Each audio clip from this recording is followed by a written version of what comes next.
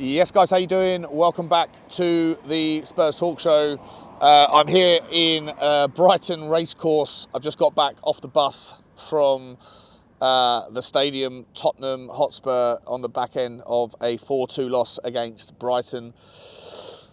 I don't know how to start with this one. You know, after 70 minutes, when we went 4-0 down, and all I can remember really at that point in the game was that we could have been 5-0 down at half time, 6-0 down early in the second half. I thought we were absolutely atrocious. But a spirited comeback in the last 20 minutes plus injury time, last half an hour. We finished the game 4-2. And I think Danny Spurzerk on Twitter, who I was sat next to, summarised it pretty well. He said we were absolutely pants for the first 70 minutes, and then it was G-strings and thongs for the last half an hour. I mean, it would have been easier to come on here and just absolutely be fuming and rant and call everybody out, because you know what, for the majority of that game, it was atrocious. It was atrocious from the individual performances, from everybody apart from Vicario. You know, he once again best player in a Tottenham shirt, player of the season, most valuable purchase in the Premier League. We go in at half time 2-0 down. It could have been 4 or 5 if it wasn't for his heroics. None of the goals were his fault. 2 penalties in the end. You know, you can't do much about that. I haven't seen, for what it's worth, the penalty calls. I don't know if they were legit. I'm guessing they were, because they weren't given, or at least one of them wasn't given in real time, and then obviously VAR got involved. And I think there was also, just for what it's worth, whilst I'm talking about refereeing, it felt to me like Tottenham never got the rub today. I'm not going to use this as an excuse. I'm not saying that the referees, you know, were part of the problem here. I don't think they were. I think Tottenham were the problem, and I think Brighton turned up and Tottenham didn't. I think that's, you know, at least for the first 70 minutes, that's the summary. You know, Brighton have got half a team out, half their first team are out as well, so there's no excuse. Like I said in the preview, it's Tottenham's B-plus team versus Brighton's B-plus team. And Brighton turned up and Tottenham didn't, and it's so frustrating. It was so frustrating. I think to a man, apart from Vicario, it was atrocious. I think the individual tactics were a little bit odd as well. When we didn't have the ball, Højbjerg was coming back as like a makeshift middleman in a 3-man defence, it felt like at times, and it pushed Ben Davies out to the left a little bit wider and Emerson Royal out to the right. And, you know, neither of them felt comfortable positionally. I mean, in the first half, I think it was James Milner down the left-hand side, just had Porro and Emerson Royal on toast and linked up so fantastically well. But ultimately, we're just walking the ball across the 18-yard line. As I say, they hit the post twice, I think it was. Vicario brings out 2 or 3 magnificent saves, but we just didn't feel like we come to the races tonight. I'm saying that we're coming to the races at the racecourse. We didn't turn up. Lucky to go in 2-0 down, but I'm saying at half-time to the guys, you know, back in the back behind the stadium, we need changes. You know, we don't have many options, but you need to bring on Højbjerg. You need to take off. For me, Brennan Johnson, I thought he went hiding once again. You know, this guy has got all the potential in the world apparently. Look, I'm not going to call him out too much because it's his first season at Tottenham, and I do think he's got all the talent. So I'm not going to worry about the transfer, but I'm going to criticise the performance. I've got Sim here. How you doing, Sim? How are you doing, Sean? Do you want to come in and be a part of this?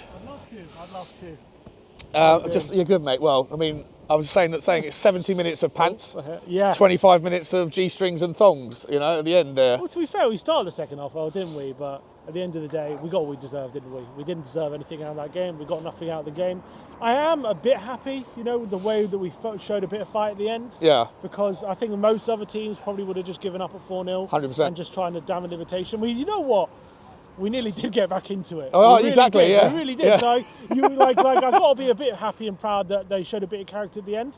Yeah. But It was just too little too late, though, right? The damage was done. I think at the end of the day, it was mostly the first half. I actually think second half in general wasn't too bad. I agree. But first half, it was unacceptable, and that's what cost us the game. What do you think there should have been changes earlier? Probably half-time. I would have brought Gio on. I thought he had a great cameo. Lo Celso was fantastic. Brian Hill was fantastic. Yeah, Brian Hill played well, but was frustrating at the same time. I thought he was taking on, who was it, Hinchelwood? Yeah. I think he was like taking it to him, But whenever he had a chance to like show a bit of quality, like good ball, good pass, Didn't find it. Found wanting a bit. Yeah. But at least he was committing players, he was stretching the play, and that was good. It gave us a different threat, and I was happy about that. How about Brennan Johnson? I Um, was just saying, I feel like he went missing again. I think he went hiding a little bit in the first yeah, half. I mean, I wouldn't be overly critical, but yeah, he wasn't great. I mean, I wouldn't single him out in the. Oh first no, half. I'm not. I hadn't even got to some of the others.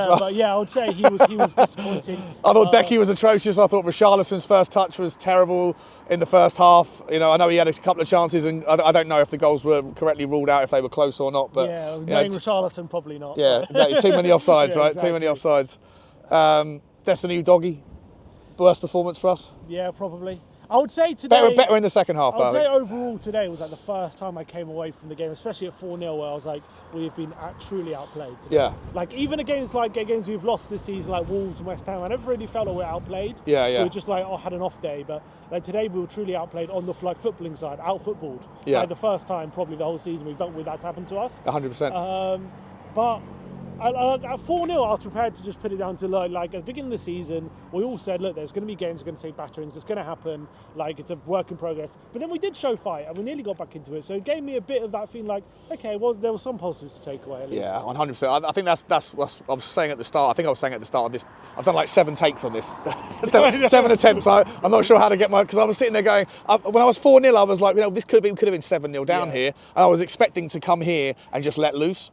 But when you see that spirited fight back in the last 25 minutes, and it could have got to 4-4. They still made some saves. Yeah. It could have done. I mean, it wouldn't have been deserved. No. If we would have done it, it wouldn't have been deserved, but we could have done it. 100%. Yeah, I don't know what to think coming away from it, because like I think the same team played against, or pretty much the same team played against Manchester City and had that fight all the way through the game, but it took for us to go 4-0 down to really turn it on. And I just feel like there should have been changes earlier. I think Lo Celso should have come on earlier. Well, to be fair to Ange, he was stripped off, and then while he's stripped off Estepinian, They scored their goal. Yeah. He puts in the top corner from 30 yards. Yeah, what can yeah. you do about that? True. And then obviously at 3-0, it's, you know, the result's pretty much gone from that point. So yeah. I did feel like first half we did start really well, as you say, 2 goals chalked off, and then Richarlison forced another save out of steal as well. We were on top, and then they get a goal out of nothing, and then it makes it 3-0. But that can happen when you've had the first half that we had. Is this the right way to think about it? I think you kind of hit the nail on the head that at the start of the season we knew, if you go back to that kind of August period, we were all saying there's going to be days when when it's just not going to work, right? When the system isn't going to work, when clever tactics are going to be outplaying us, and this is one of those days. I remember like Pep in his first season. I remember there was like a real sticking point. Like he lost 4-0 away at Everton, and that was like a real like line in the sand. Like, okay, this is like we really need to improve. I mean, Liverpool in his Klopp's first season, they took some batterings. That happened. Like that's going to happen. Like when you're play the way we do, essentially. Yeah. And you're doing a project, and you're missing the players that we're missing as well. Like these days are going to happen. You just have a complete off day. We were bullied, to be honest, in that first half. That's what disappointed me the most. Wasn't that we were torn apart on the footballing side. I think you could expect that from Brighton. Yeah. It's how we were really bullied off the ball. That's what disappointed me. But as you say, like I think at 4-0, I was willing to just strike it off as just one of those like performances which a team like us is going to have to go through in a project like and if we're going to play the way we're going to play, like under Postecoglou, then you're going to have to take the good with the bad. And fortunately, it's been very positive from now until this point this season, most of the season. Yep. But you know, if this would have happened first day of the season, like, no one would have been that surprised. But because we've been playing so well, you know, all of a sudden we have expectations changed. all of a sudden. 100%, yeah. Just quick shout out, when we were 4-0 down, Veliz gets his first goal. Yeah. Great for him, right? Yeah, fantastic. I wouldn't say he did that much when he came on, but he put himself about, made himself a bit of a nuisance. And look, he took his goal well. It was a simple finish, but had to be there to finish it. And delighted for him. Hopefully, look, he might get an opportunity now. Kulusevski's suspended for next game. Is he? He got a yellow card, didn't he? So he's out. So I don't think it gets worse, guys. It gets worse. I don't think he comes in, but I think he probably also just comes in. I think it's just a straight swap. But maybe, you know, with Son going to the Asia Cup, he will get some opportunities. Well, he's got to do a little bit more. He's got to move around a little bit. It seems a little bit sort of lumpish to me. But listen, fantastic for him to get his first goal. He looked absolutely pumped. And there were chances. There were enough chances at the end for us to snatch something out of the game. Didn't happen. But like I say, I didn't know how to feel when I was coming here. I was practicing. I was, like I say, 7th attempt at doing this. The first one was like, it's not good enough. The second one was like, actually, it's pretty good. The third one was somewhere in between. And I think I'm landing right now on this. Like, look, it could be better. I think we're outclassed. I think shout out to De Zerbi. at Brighton, you know, the Brighton manager, I think he changed their tactics up. It's the first time I've seen Brighton having the ball, like their goalkeeper lumping the ball over the top and sort of trying to play over our midfield.